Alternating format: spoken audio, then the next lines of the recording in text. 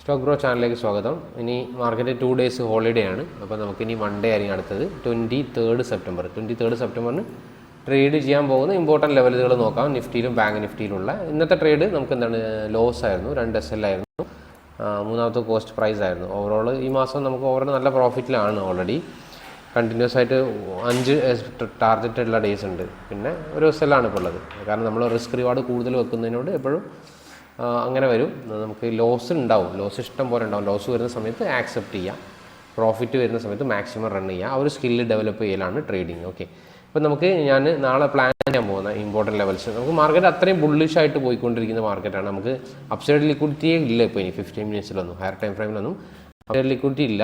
Down side liquidity മാത്രമാണ് ഇപ്പോൾ നമുക്ക് ഉള്ളത്. ഈവൻ നിഫ്റ്റിയിലായാലും ബാങ്ക് നിഫ്റ്റിയിലായാലും ഒക്കെ ആ ഒരു റേഞ്ചിലേ ഉള്ളൂ എന്നാണ് എനിക്ക് തോന്നുന്നത്. പ്രോപ്പറായിട്ടുള്ള ഏരിയാസ് ഇതൊക്കെ തന്നെ ഉള്ളൂ. 25,376 25,487 ഈ 2 ഏരിയാസ് ടാപ്പ് ചെയ്യുകയാണെങ്കിൽ അപ്സൈഡിലേക്കുള്ള ട്രേഡായിരിക്കും ഞാൻ പ്ലാൻ ചെയ്യുക. അപ്സൈഡിലേക്ക് വേറെ ഏരിയാസ് ഒന്നുമില്ല. പിന്നെ അല്ലെങ്കിൽ പിന്നെ മൺഡേ അന്നത്തെ ദിവസത്തെ പ്രൈസ് ആക്ഷൻ എങ്ങനെയാണെന്ന് നോക്കിയിട്ട് ഡൗൺ സൈഡിലേക്ക് ഓപ്പർച്യൂണിറ്റി കിട്ടുകയാണെങ്കിൽ ഡൗൺ സൈഡിലേക്ക് നോക്കും. അല്ലെങ്കിൽ ഏതെങ്കിലും ഒരു ടൈപ്പ് ഓഫ് ട്രെൻഡ് ലൈൻ പാറ്റേൺസോ എന്തെങ്കിലുമൊക്കെ കിട്ടുകയാണെങ്കിൽ അത് നോക്കും.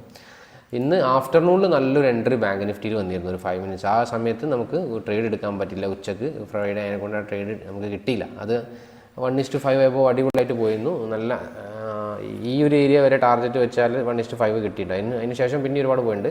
നമുക്ക് ഈ ഒരു ഏരിയ ഇറങ്ങിയാൽ തന്നെ 1:5, 6 റേഞ്ചിലൊക്കെ ടാർഗറ്റ് വന്നിരുന്നു. ട്രേഡാണെങ്കിൽ നമുക്ക് എടുക്കാൻ പറ്റിയില്ല.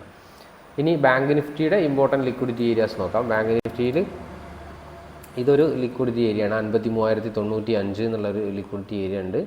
പിന്നെ അതുപോലെ തന്നെ മാർക്കറ്റിൽ വേറെ ലിക്വിഡിറ്റി ഏരിയ എന്ന് പറയുമ്പോൾ കുറച്ചും കൂടെ താഴെയായിട്ട് 52,847 ഈ 2 ഏരിയകളാണ് ഡൗൺ സൈഡുള്ള ലിക്വിഡിറ്റി ഏരിയ ആയിട്ടുള്ളത്.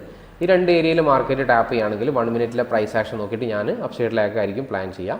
നിങ്ങൾ ഇതുപോലെ ലിക്വിഡിറ്റി ഏരിയയിൽ മാർക്കറ്റ് എത്തുന്ന സമയത്ത് മാർക്കറ്റിൻ്റെ റിയാക്ഷൻ നോക്കുക. അതുപോലെ പ്രൈസ് ആക്ഷനിൽ വരുന്ന ഒരുപാട് പാറ്റേൺസ് ഉണ്ട്, അതിൽ ട്രാപ്പ് ചെയ്യുന്നുണ്ടോ നോക്കുക.